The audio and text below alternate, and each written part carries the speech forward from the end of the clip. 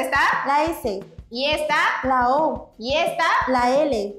Esto que acabamos de hacer es el deletreo de la palabra sol, más no la lectura.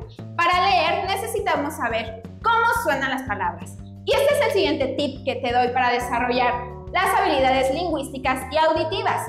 No solo enseñes el nombre de las letras, enséñales el sonido de las letras, pues nosotros leemos y escribimos escuchando el sonido de las letras.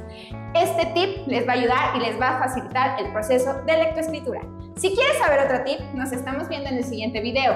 Cuídense mucho. Bye, bye, bye.